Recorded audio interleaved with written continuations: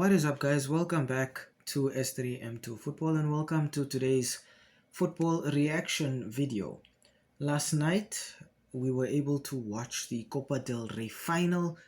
That was a match between Barcelona and Real Madrid. It was an El Clasico, and like most El Clasicos, it was feisty, it was aggressive. I think a lot of that is down to the desire and the passion of those players out on that pitch when it comes to wanting this trophy, wanting to just be better than their opposition on the day. But there was a lot of other drama that slowly unfolded around this fixture throughout the course of the week. Things from referee drama, player drama, intimidation, issues with the Football Federation.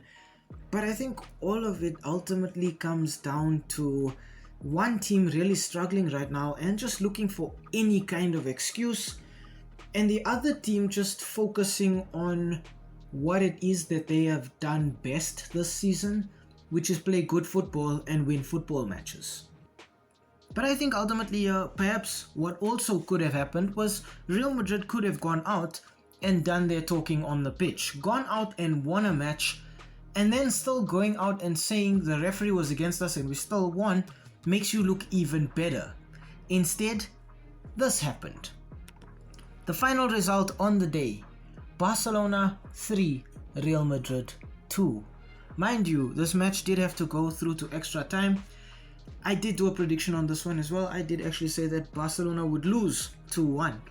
But I think the mentality at Barcelona was a little different from what I expected. I expected them to be 2-1 down in the later stages of the game, which they were. 77 minutes, Tchouameni scores, makes it 2-1 to Real Madrid.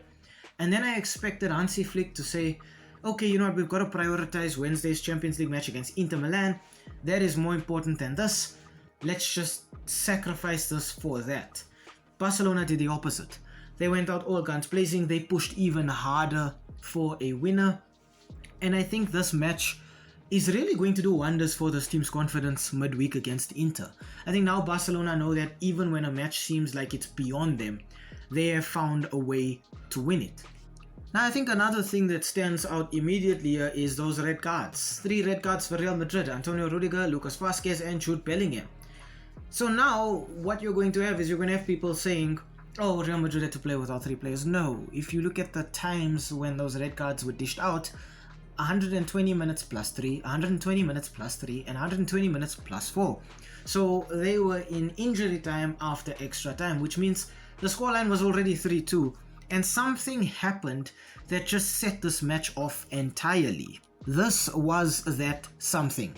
Antonio Rudiger, or somebody on the Real Madrid bench, decided it would be a good idea to fling a bottle at the referee while the match was still being played. Obviously, this kind of behavior is unacceptable. There are children watching this match. You are a public figure as a sports person. You are a role model. You are somebody who's supposed to be teaching the kids good values and morals, and this is what you teach them instead. That the referee, who is supposed to be a kind of authority figure on the pitch, is somebody you don't have to listen to. And there was a point after all of this had happened where half of Real Madrid's bench was on the field. On the field of play during the match. That is so disgusting and so disrespectful, and I genuinely think Real Madrid should be paid to pay a nice hefty fine, and I think these players need to be banned for a nice long period of time, especially Antonio Rudiger, because it was not enough for him to perform the way he did on that touchline.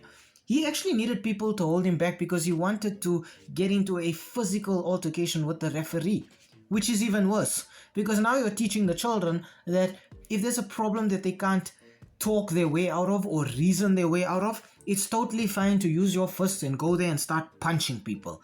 Well done, Antonio Rudiger. Well done on showing everybody that despite the fact that you're an adult, despite the fact that you're a professional football player, you are still a child. You are not an adult. You have acted like somebody who is 13, and that is pathetic, my dude. Now, ultimately, what we do on this channel is we focus more on what happened on the pitch and the tactics. And this is the thing that stood out to me the most. Luka Modric came on for Lucas Vazquez in the 55th minute. And I've been saying for weeks that Real Madrid are missing a playmaker. They need somebody who can pick a pass in their team. At the time, Barcelona were leading, and Luka Modric comes on in the 55th, and then Real Madrid proceed to score in the 70th and the 77th, which means that for all of this time that they were playing in the first half, they didn't have anybody to stitch their moves together. And there was always a replacement playmaker in the team. And now that Modric is reaching 40 and needs to retire, Real Madrid don't have a number 10 playmaker anymore. What they do have is they've got fantastic midfield anchors in Camavinga and Tchouaméni, and they've got fantastic box-to-box midfielders in Jude Bellingham and Fede Valverde. And we saw that yesterday with most of the good stuff for Real Madrid happening when one of these box-to-box midfielders had the ball at their feet and they were able to run at the opposition. But they still needed the ball to get to them. And that bit in particular, this transition from defense to attack, was where Real Madrid failed because they didn't have a player who was able to pick up those runs. You had the front line of Mbappe and Vinicius Jr. and Rodrigo in the first half as well, and Jude Bellingham, all making these runs behind the defense, but they were being picked out too late, and as a result they were getting caught offside time and time again. And Real Madrid had some really good chances, they had some really good penalty appeals as well, but because they were offside in the build-up, everything gets erased, everything gets reversed back to that point where the player was caught offside, and it's a free kick to Barcelona. But Jude Bellingham for me was one of the better players on the pitch for Real Madrid. His stamina and his endurance was on a whole other level, and to ask him to then play as a playmaker takes away from that. And Bellingham is a player who likes to run, he likes to work for the ball, and he likes to do so much extra stuff off the ball in terms of applying pressure. And now when your team needs to lay that final ball off, you'll find Jude Bellingham perhaps deeper in your half, having done some defensive covering, and now he's not available to receive the ball up front. Again, that's not his fault. That's just how Jude Bellingham plays, and I love that. I love seeing a player who has that stamina. He and Fede Valverde are superb at this. By far the two best players on the pitch yesterday for Real Madrid. But it just wasn't enough. Real Madrid need a number 10, and they don't have that right now. It is heartwarming though to see that in terms of social media and the response from fans online, yes, there have been those silly people who are blaming VAR and the referees again, children, just like Antonio Rudiger.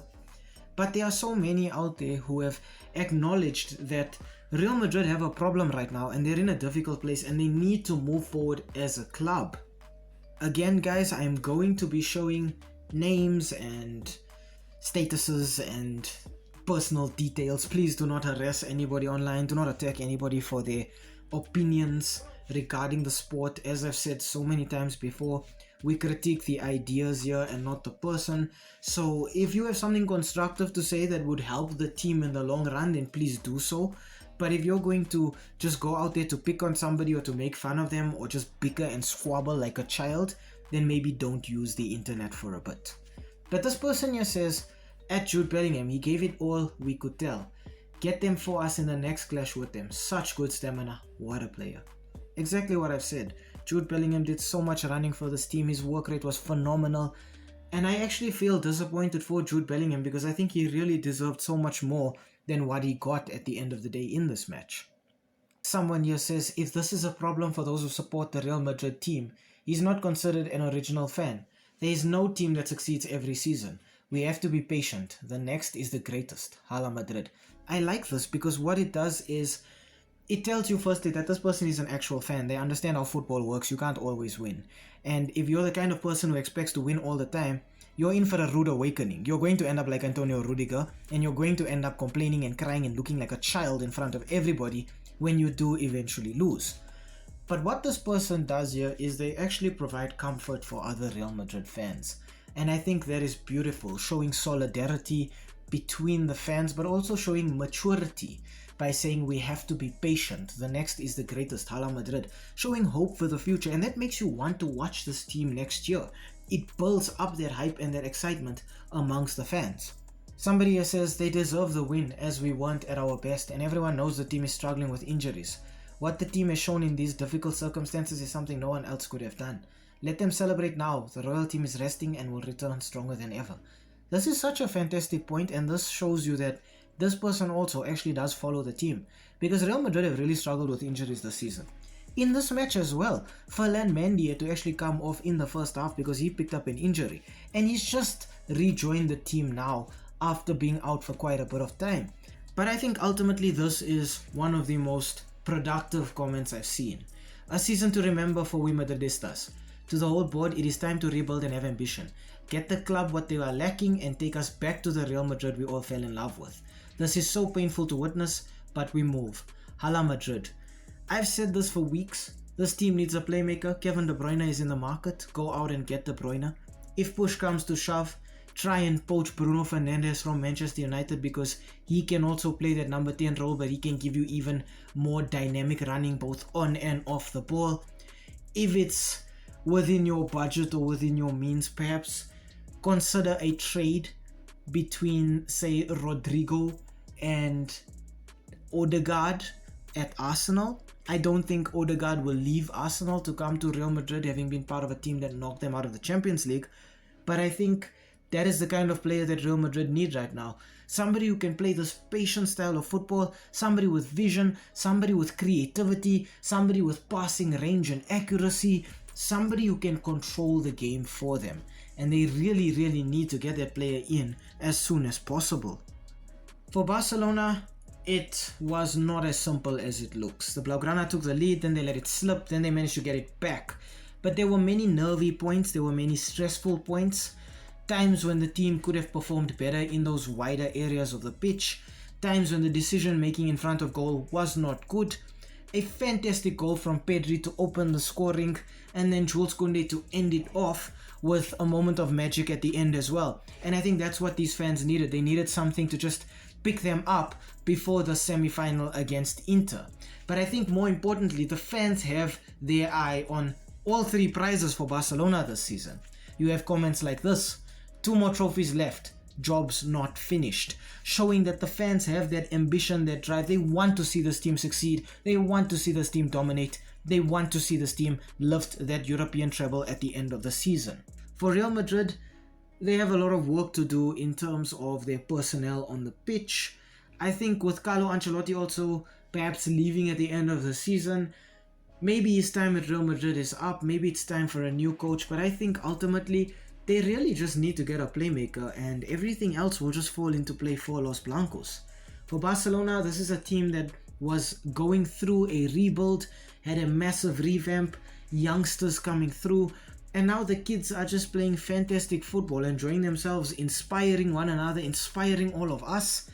And for every Barcelona fan, I think this season can be summarized with just these 2 words: treble incoming. Thank you so much for joining us for this video today, guys. I hope you guys enjoyed the match as much as I did. There were some ups and downs, a lot of positives to take, yes, some negatives, but at the end of the day, the football was good, the goals were great. I think a lot of work from both teams, but it was a fun watch. If you enjoyed the video, consider leaving us a thumbs up down below. Perhaps leave a comment down below as well. How did you find the match? Did you enjoy it? Did your team win? Or were you on the losing side? And once again, guys, have a great day out there. Stay safe, and we hope to see you again very, very soon.